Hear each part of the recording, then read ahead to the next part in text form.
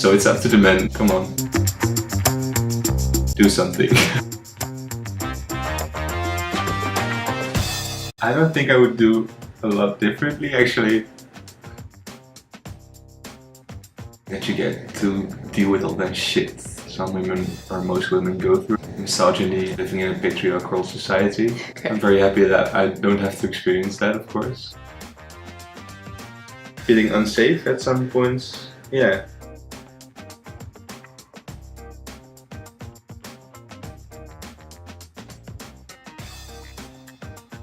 I think feminists have a lot to be angry about, and not all feminists are angry, for sure. No. Well, I can't speak for all feminists, of course, but I don't hate men, for sure. A lot of my female feminist friends don't hate men. I know for sure. That's not true. Lots of feminists shave, yeah.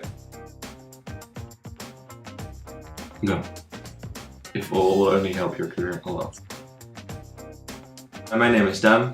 I'm 27 years old. I grew up in the Netherlands. I'm living in Amsterdam for 6 or 7 years now.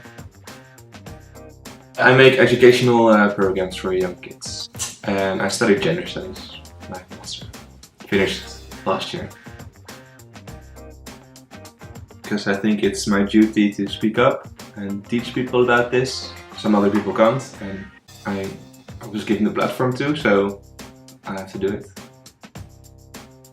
I think so, yeah. I wouldn't know like one moment.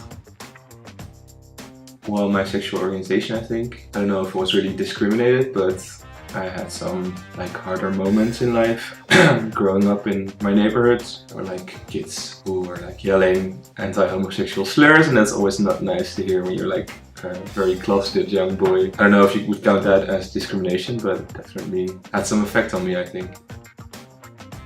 I love every person, not necessarily just women, but I have a better connection with women because they're very down to earth and caring, take situations into account in meeting other people. Yeah. Well, I think feminist is not necessarily about empowering women only. It's more, for me, it's more a broader term, and it entails radical equality. Everyone's different, but everyone's equal. Yeah, I try to incorporate it into my daily life as much as I can. If you see something on the street or you hear a friend saying a sexist remark, just speak up and say something about it. Sometimes they are, yeah, I think. And sometimes they don't take it seriously, like it's just like, that's just a joke, don't worry about it. But even the jokes are like harmful for some people, and that's why it's very important to call them out on it. Like at work, for example, that happens a lot. Yeah, for sure. When you speak or call someone out, people tend to be really offended and tend to feel like you're attacking them, but you're not necessarily attacking them, you're just helping them understand how what they are saying is part of a very big system and how they can be harmful towards other people. When you speak to someone about racism, for example, people tend to get really like, oh, I'm not a racist, why are you saying that I am?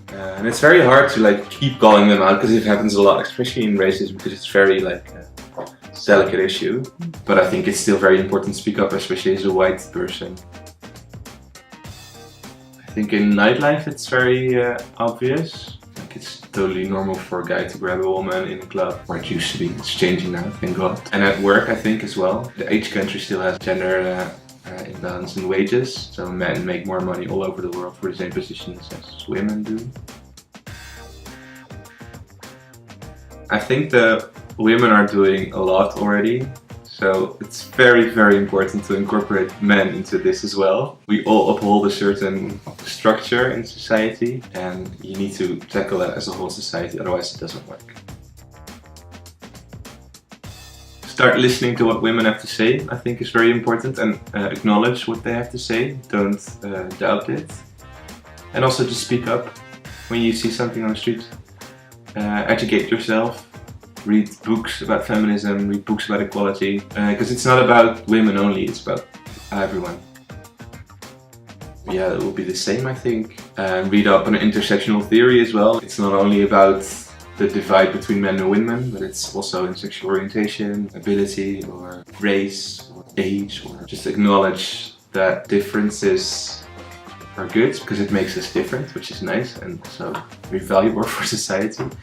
But each difference also comes with certain privilege. Be aware of the privilege you have.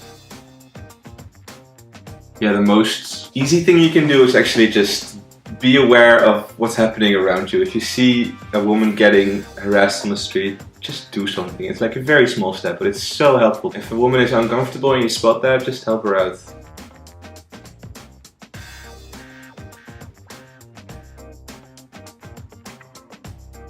He let me be who I want to be.